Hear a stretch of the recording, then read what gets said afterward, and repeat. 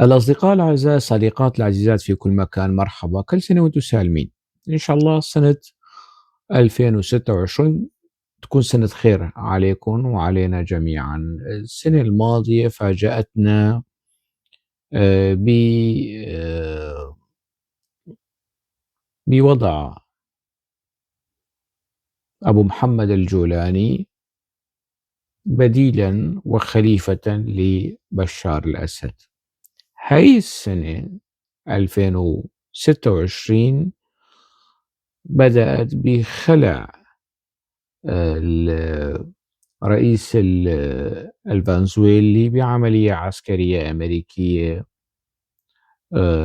مادورو، ويعني استلام أمريكا بشكل مباشر دفت إدارة هذه الدولة في أمريكا اللاتينية، لأنه كانت يعني النظام فيها يزعج الأمريكيين، وبالتالي بمنتهى الأريحية والبساطة يمكنني القول أنه من نصب أبو محمد الجولاني رئيسا لسوريا، أو فرض أبو محمد الجولاني رئيسا على سوريا، هو نفسه الذي خلع الرئيس الفنزويلي مادورو بتلك الطريقة الهوليودية العسكرية الدراماتيكية. مهم آه، هذه السنة أتمنى أن تكون قليلة بالمفاجآت، يعني لا نشهد مفاجآت صادمة، أو يعني لا يمكن التكهن بمستوى مفاجآت 2026، لكن يمكنني القول بمنتهى الأريحية أيضا يعني أنه سنة 2025 كانت مليئة بالتهديد والوعيد والهوبرة والزعبرة من حاضنة نظام الجولاني وإعلام الجولاني وإعلامي الجولاني ضد قوات سوريا الديمقراطية. قسد يعني هذا الشهر والشهر الجاي نهاية السنة، وهيك بدنا نساوي، وهيك بدنا نعمل، بدنا نشيل، بدنا نحط، بدنا نكسر، وكله يعني طلع حكي فاضي، حكي فاضي. يعني كان عام 2025 عاما مليئا بوساخة نظام الجولاني وحاضنته وشبيحته وأعلامه. كان عاما مليئا بالجرائم والمجازر التي اقترفها نظام الجولاني. كان عاما مليئا بسقوط الأقنعة عن وجوه العديد من المثقفين السوريين الذين كانوا يزعمون الوطنية والاعتدال والعلمانية ومناهضة العنصرية. في السنوات السابقة قبل سقوط نظام بشار الأسد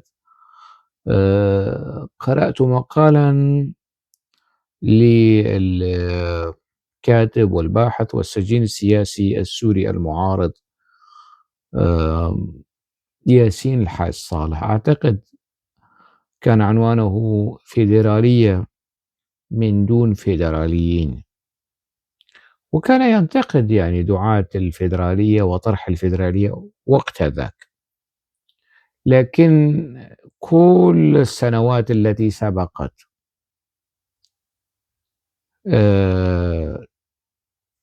نظام بشار الأسد والسنة التي أتت بنظام الجولاني، مجمل الحديث عن الوطنية والدولة الوطنية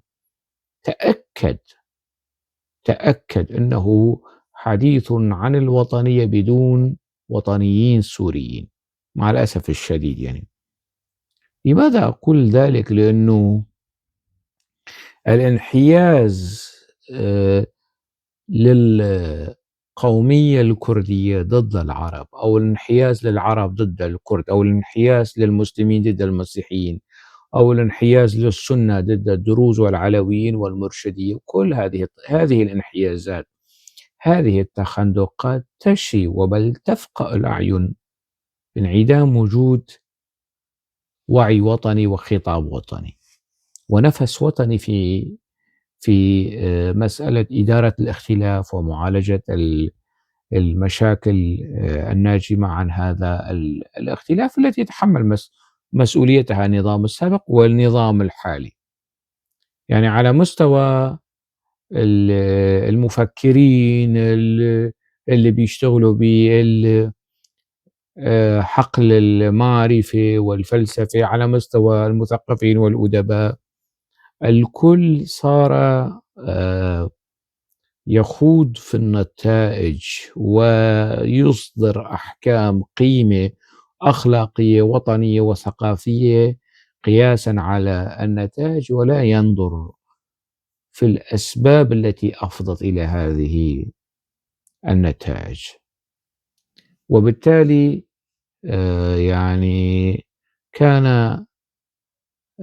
عام 2025 عامًا فاضحًا وامتحانًا ثقافيًا وأخلاقيًا سقط فيه الكثر من المثقفين السوريين، وقلة قليلة حافظوا على أصالتهم وعلى تصالحهم مع القيم، مع قيم الخير والعدالة والتسامح والقيم الوطنية.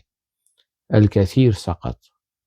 ويعني من كان يتحدث عن الوطنية كل هذا الكلام طلع إنه مجرد يعني مساحيق ومكياج وأقنعة وسقطت في الامتحان. يعني مشان واحد يسوي أموره ويضبط أموره مع النظام الحالي تخلى عن جزء من ما كان ينادي به، يعني على بازار العلاقة وتسوية الملف أو تسوية العلاقة مع نظام الجولاني، سواء فيما يخص بالإعلام أو الثقافة أو كل هاي التفاصيل. وبالتالي كان عاما مليئا بسقوط الأقنعة عن وجوه العديد من المثقفين السوريين الذين كانوا يزعمون الوطنية والاعتدال والعلمانية ومناهضة العنصرية والطائفية، ضبطوا متلبسين بالجرم المشهود في التبرير للعنصرية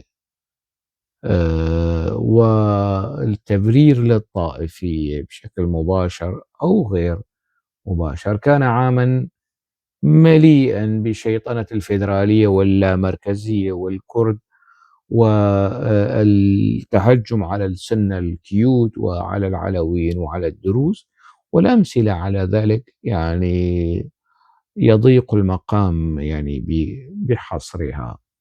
فالكثيرون من هذه النخب التي أتيت على ذكرها استهدفوا يعني عفوا النظام المركزي على أنه لا يناسب سوريا، وكل واحد شطح. يعني اللي بيحكي عن السبب الجغرافي أنه سوريا دولة صغيرة، علما أنه بلجيكا يعني قد ربع أو ثلث سوريا، أقل من الثلث أيضا يعني.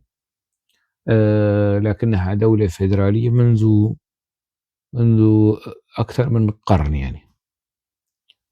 سويسرا أيضا نفس القصة، دول كثيرة يعني حاولوا استحداث النظام الفيدرالي على أنه على نمط يعني الصين حج صالح، أنه لا يوجد هنالك فيدراليين في سوريا. طبعا آه، يعني النظام الفيدرالي يخلق أجيال فيدرالية. يعني لا يمكن أن تطالب بفيدراليين في سوريا يعني بدون وجود نظام فيدرالي. حقق النظام الفيدرالي في هيكلة الدولة وفي النظام وفي مناهج التربية والتعليم، وبعد عقود تعال وطالب يعني وابحث هل هنالك فيدراليين في سوريا أم لا.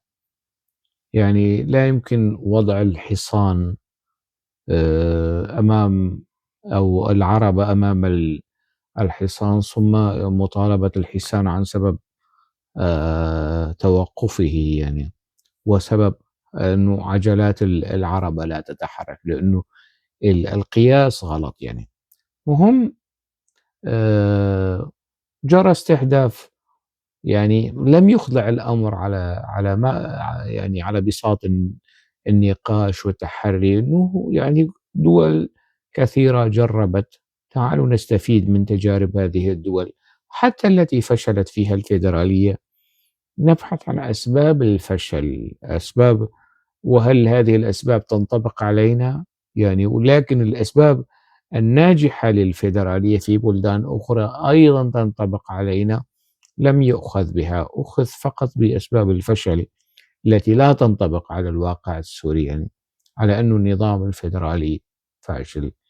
على فكرة يعني الحرب الأهلية في الولايات المتحدة الأمريكية في جانب منها كانت بين الفيدراليين والاستقلاليين، وانتصر فيها الفيدراليون على الاستقلاليين أو الانفصاليين. لكن الموروث البعثي، يعني ماذا يمكن أن نفعل بهذه التركة، بهذا الموروث البعثي المضاف إليه الموروث الإخواني والموروث التركي الذي يعزز المركزية وبشتى الحجج الواهية، في حين أنه النخب العربية مطلع القرن المنصرم والذين دفعوا حياتهم ثمنا للامركزية في مواجهة الحكم العثماني، وراحوا شهداء اللامركزية في العالم العربي وفي سوريا. هؤلاء يصار إلى القفز من فوقهم يعني. عموما هذا العام كان عاما مليئا بالمقالات والآراء والاستطلاعات الكاذبة والآراء السطحية والساذجة فيما يتعلق باستهداف اللامركزية وعدم جدواها في سوريا والنظام الفيدرالي أو الحكم الذاتي أو نظام الأقاليم في سوريا يعني. أيضا كان عاما استحق فيه نظام الجولاني ومعه فيصل القاسم وبقية الأبواق والدربكشية والرقاصات والحجيات اللاتي يشتغلن لصالح نظام الجولاني. الكل استحقوا وسام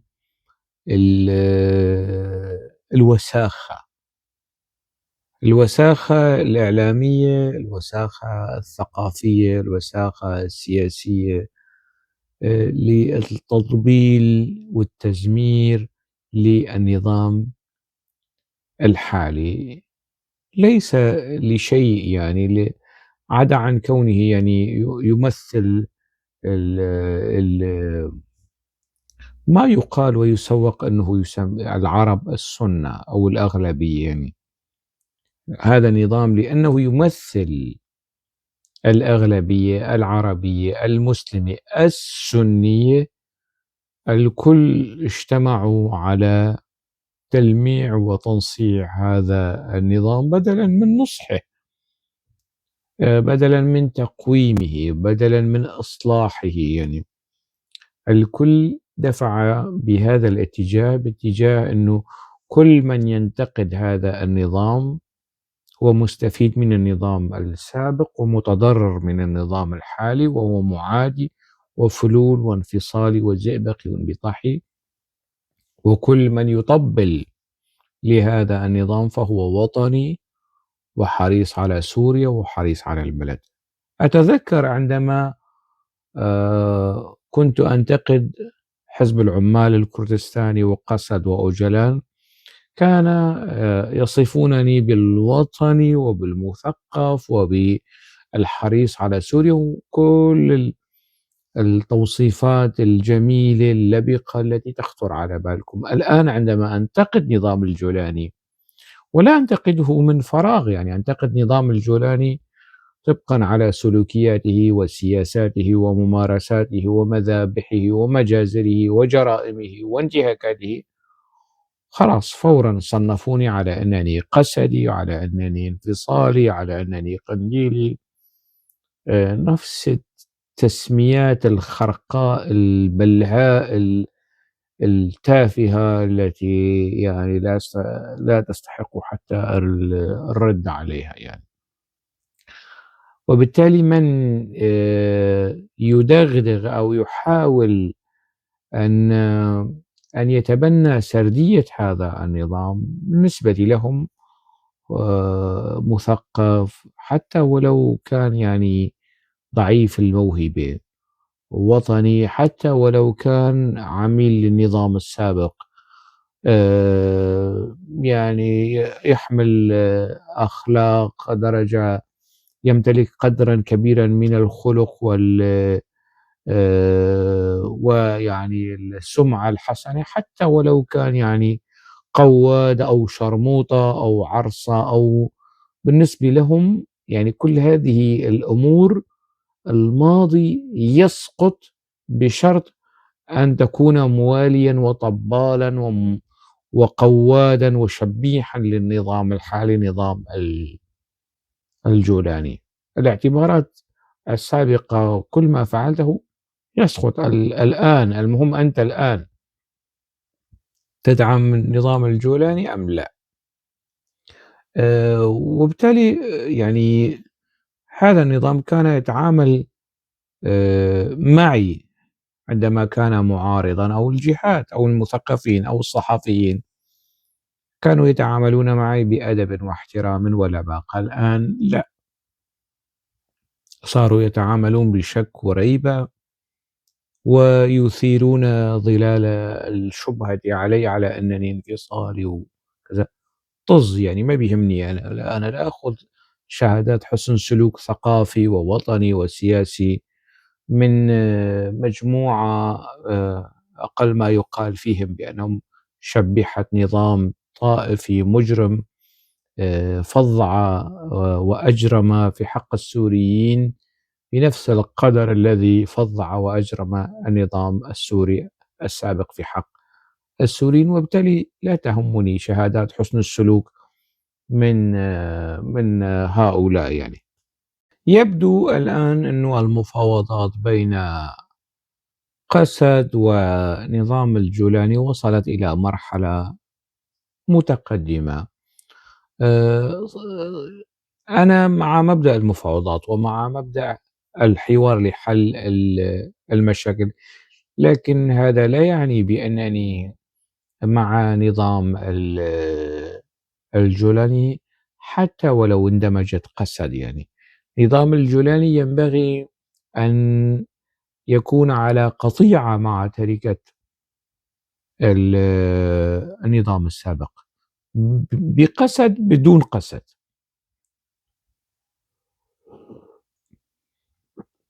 النظام السوري الحالي بقسد بدون قسد ينبغي أن يكون نظامًا آآ يعني على علاقة وطيدة وقوية مع مبدأ الشفافية، مع مبدأ العدالة، ومحاسبة كل الذين تلوثت أيديهم بدماء السوريين.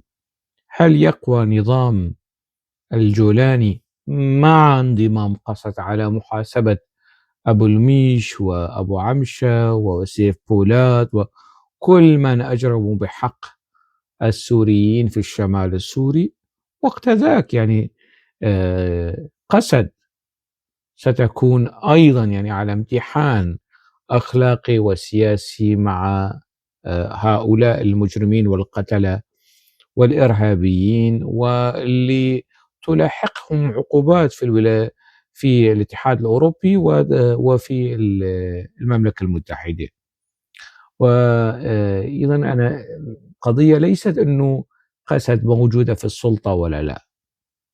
مكتسبات شرق الفرات هل ستحظى باعتراف دستوري داخلي هذا هو المهم. حقوق السريان، حقوق الأرمن، حقوق الكرد، هل ستكون مصانة في الدستور الجديد؟ هذا هو المهم. الدعوة لمؤتمر وطني حقيقي يعني بعد انضمام قسد إلى هذا النظام، هل سيكون هنالك شيء من هذا القبيل؟ هذا هو المهم. مصلحة السوريين ككل، إعادة آه، إصلاح وترميم وزارة الإعلام في سوريا يعني. والإعلام الحالي هو إعلام طائفي وإعلام عنصري ومتورط في هذه الجرائم يعني. هل سيبقى هذا الإعلام على هذا الشكل، على هذا الأداء؟ هذا هو المهم. من جهة أخرى يعني محاسبة كل الذين تورطوا في الجرائم ضد محافظة السويداء، ضد الساحل السوري، أبنائنا وأخوتنا من العلويين من الدروز. هذا هو المهم. ملف المقاتلين الأجانب وتسوية ملف المقاتلين الأجانب وترحيل أو أضعف الإيمان يعني إبعادهم عن المراكز الحساسة للدولة في سلك الأمن والشرطة والجيش. هذا هو المهم يعني. يعني دولة على مقاس ومزاج المخابرات التركية و يعني تكون حاضنة لفلول داعش والقاعدة، ينبغي أن تكون مرفوضة. هكذا شكل، هكذا نموذج من الدولة الموبوءة، الدولة المفخخة بتنظيمات الإرهاب، بمفاعيل الإرهاب الديني المتطرف، ينبغي أن يكون مرفوضا. هذا هو المهم.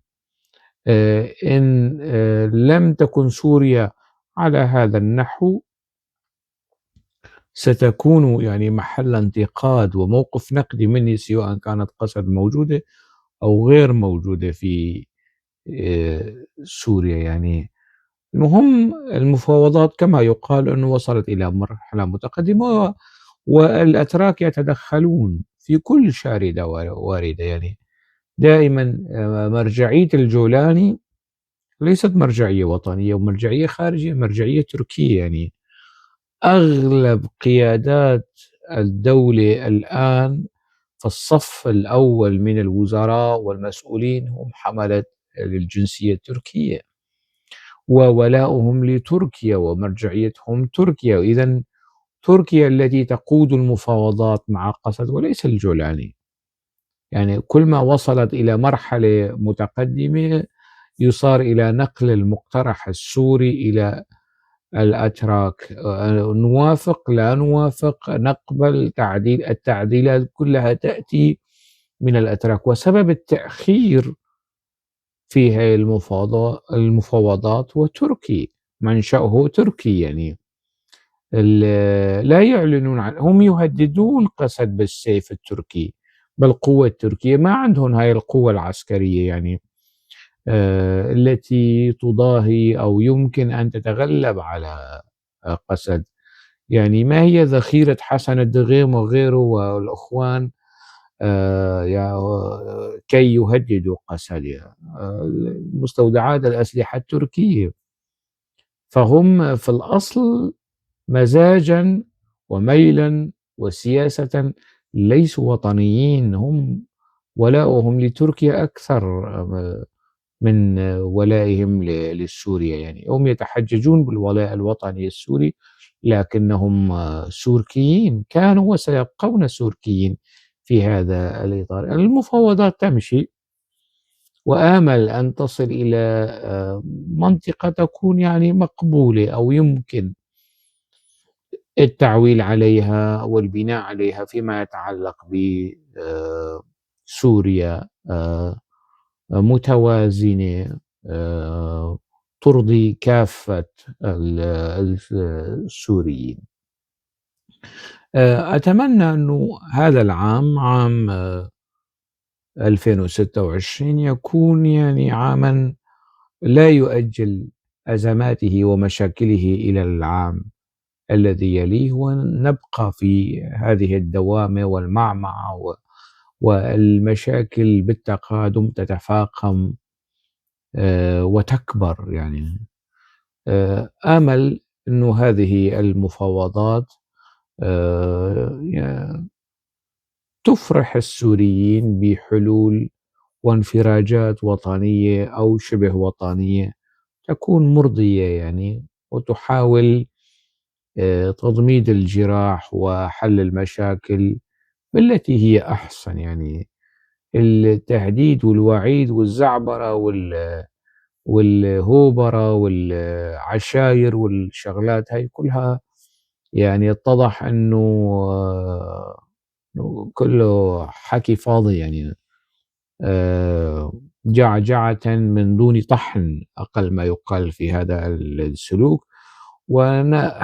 تلك الجعجعة كانت يعني تصدر من مؤسسات وحاضنة الجولاني. ما شفنا هاي الجعجعة لدى قسد، ما شفنا إعلام قسد يهدد حلب ودمشق ويهدد نظام الجولاني بالويل والثبور وعظائم الأمور، بينما كل شبيحة الجولاني والتيك توكر واليوتيوبر والفيسبوكيين وكله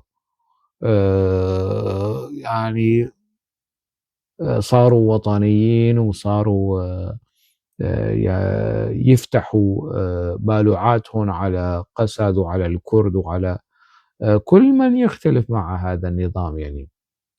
أيا يكن من أمر، آمل يعني أن تكون هذه المفاوضات في الأيام القليلة القادمة يعني تخفف من حدة الاحتقان الموجود، ولا يصار إلى تأجيل هذه الأزمات إلى العام القادم، ونسمع ما سمعناه في العام الماضي من كل اسطوانات التهديد والوعيد الخلبية والتافهة.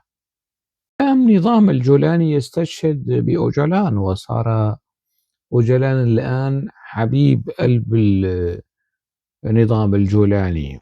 وأوجلان هو مع الاندماج. طبعا أنصار أوجلان في سوريا يحاولون تجميل صورته إنه لا، ومع المطالب الكردية وتحقيق المطالب الكردية. طبعا هذا كله حكي فاضي يعني، ليس صحيحا، لأنه من يمدح أوجلان في تركيا دولة بغشلي وحزب الحركة القومية، ومعروف هو من هو يعني. جماعة أبو عمشة أو سيف بولات بيمدحوا عبد الله أوجلان على دوره الوطني وعلى خدماته لتركيا.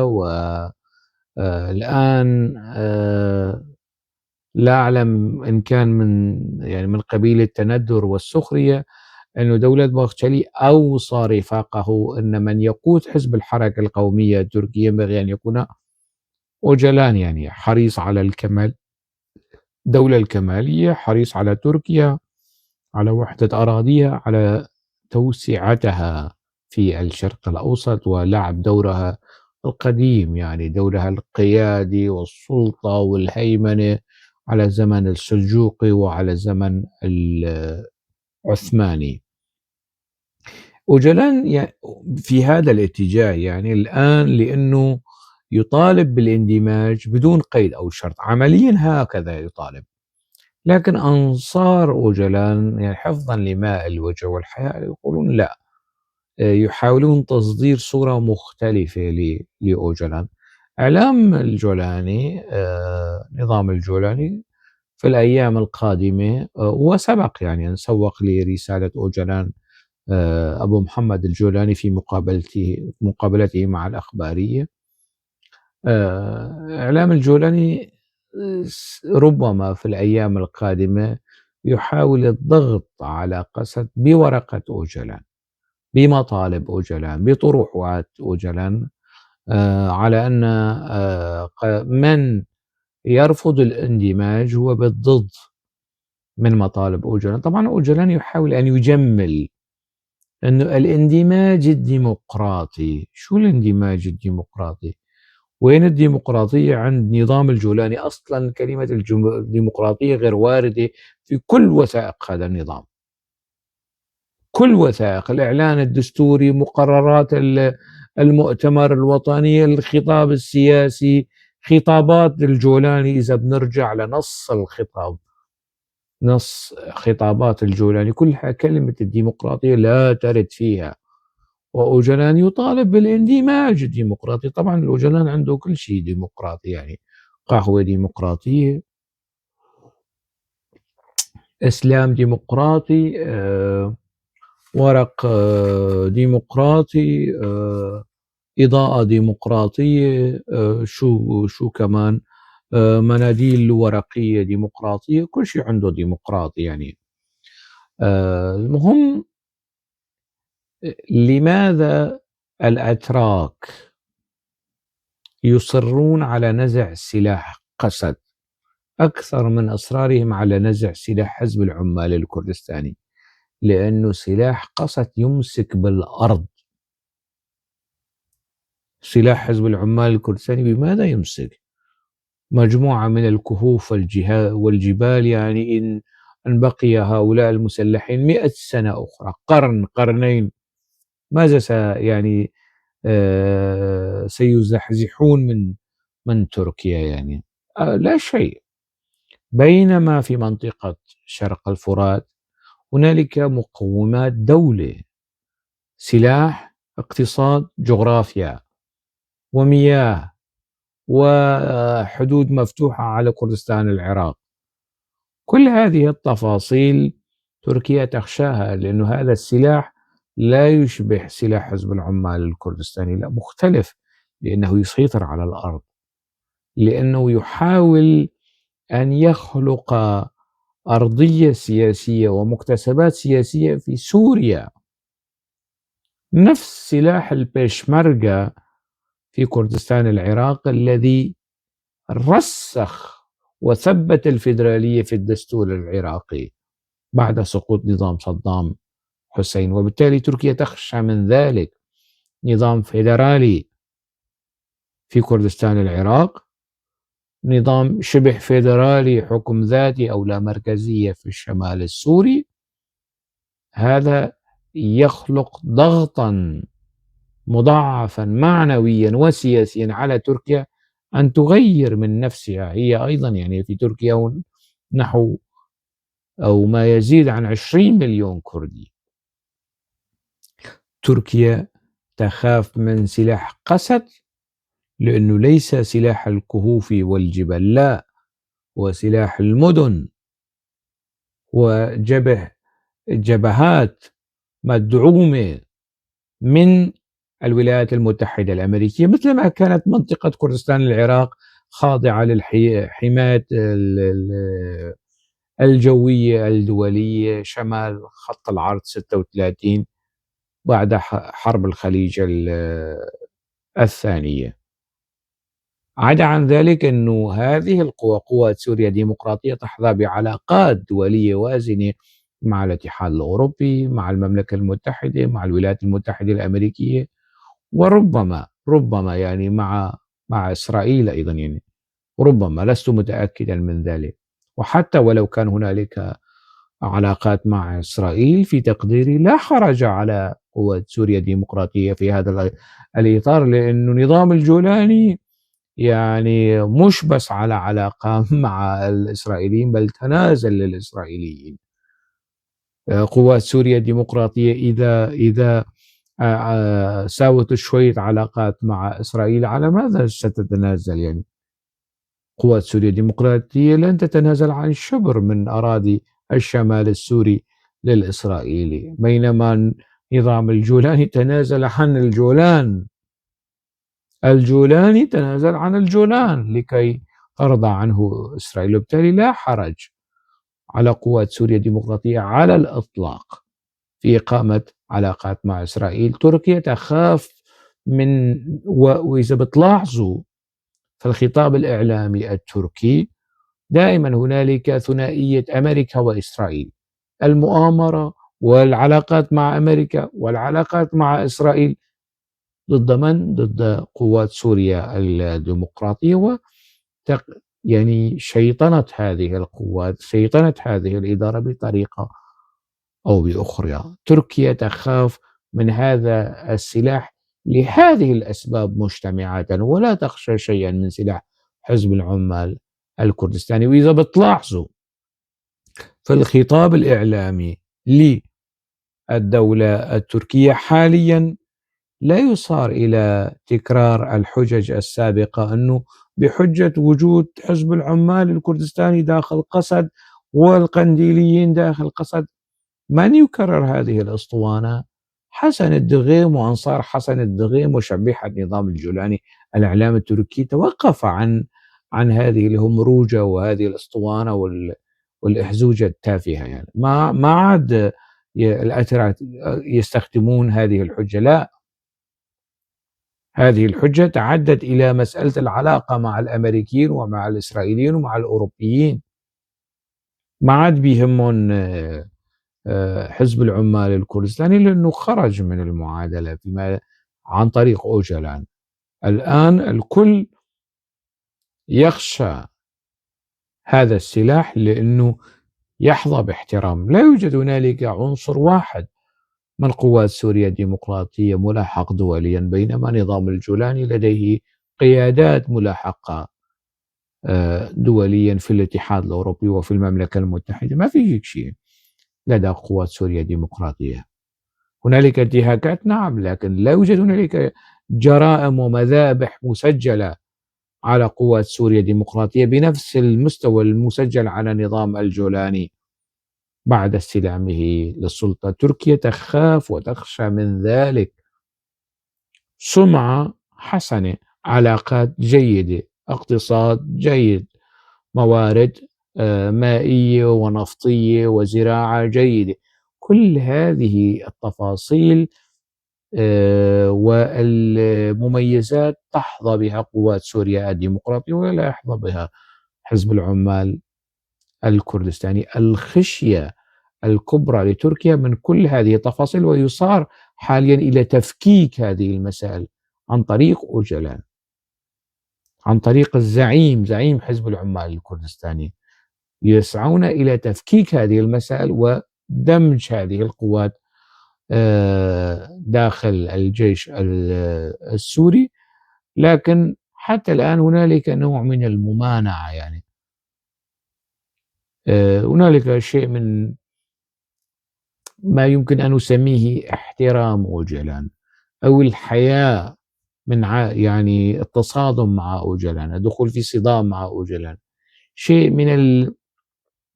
من الدبلوماسية الحذرة، يعني أنه أن لا تدخل قوات سوريا الديمقراطية في صدام مع زعيمها الأيديولوجي عبد الله أوجلان،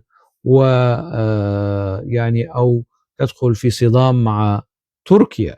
إذا اختلفت قوات سوريا الديمقراطية مع أوجلان فهي تختلف مع تركيا، فهي تعادي تركيا، لأن أوجلان الآن الناطق الرسمي باسم المصالح التركية في الشمال السوري في سوريا باختصار. وبالتالي موقف قوات سوريا الديمقراطية صعب، لكن قوات سوريا الديمقراطية قادرة على المواجهة إذا أرادت ذلك. يعني المواجهة الدبلوماسية أنا أقصد، وحتى المواجهة العسكرية. قوات سوريا الديمقراطية بإمكانها الصمود أمام أي تحدي جاء آتي من نظام الجولاني. وهذا ما تخشاه تركيا. تركيا إذا تورطت في الأمر، يعني تركيا طيلة 40 سنة دخلت في صراع مع حزب العمال الكردستاني. لا الاتحاد الأوروبي قال لها لماذا، لا الأمريكيين قال لها لماذا، لا الإسرائيليين. الكل دعموا تركيا في حربها ضد حزب العمال الكردستاني. لكن قسد كلام آخر. تركيا تخشى أنه أي تسرع وتهور وطيش فيما يتعلق بالتصادم مع قسد، يعني يرتد السحر على الساحر، وتصبح تركيا يعني في مأزق لا يُحسد عليه، وبالتالي تحاول تفكيك هذه المسألة بهدوء وبروية. يعني تركيا مستعجلة نعم في هذا الموضوع، لكنها لن تتهور ولن تستجيب لضغوطات حسن الدغيم وشبيحة النظام السوري الحالي وموسى العمر وكل الزبالات الموجودة في إعلام نظام الجولاني. تركيا يعني ليست بتلك البساطة والسذاجة لكي تستجيب لرغبات ومهند القاطع وعنصرية هؤلاء الفشلة والعنصريين والفاشيين. لا، الموضوع أبعد من هيك يعني. على العموم هذا رأيي وتصوري في هذا الخصوص، ودائما أنا في هذا الاتجاه أنه قوات سوريا الديمقراطية الآن هي يعني تمتلك قدرا وازنا ومهما من القوى العسكرية والقوى الاقتصادية والقوى الدبلوماسية التي يمكن البناء عليها لتحقيق مكاسب للكرد، للسريان، لكل السوريين. يعني لا توجد هنالك الآن على أرض سوريا قوى أخرى يمكن التعويل عليها لتحقيق مطالب وطموحات الدروز غير قوات سوريا الديمقراطية لتحقيق ومطالب النظام السابق. سقط، راح يعني لا، الرامي مخلوفة، ما حدا بإمكانه أن يخلق قدرا من الأمان والاستقرار في مناطق الساحل السوري غير قوات سوريا الديمقراطية. وبالتالي تركيا تخاف من إعادة ترتيب أوضاع سوريا طبقا للمشروع الذي يطرحه أو تطرحه قوات سوريا الديمقراطية. كيف لتركيا أن تحقق أحلامها وطموحاتها بتفكيك هذه القوات ودمجها وزجها وجعلها في خدمة نظام الجولاني ضد مكونات الشعب السوري؟ الإجابة على هذا السؤال برسم 2026. أكتفي بذلك. دمتم بألف خير.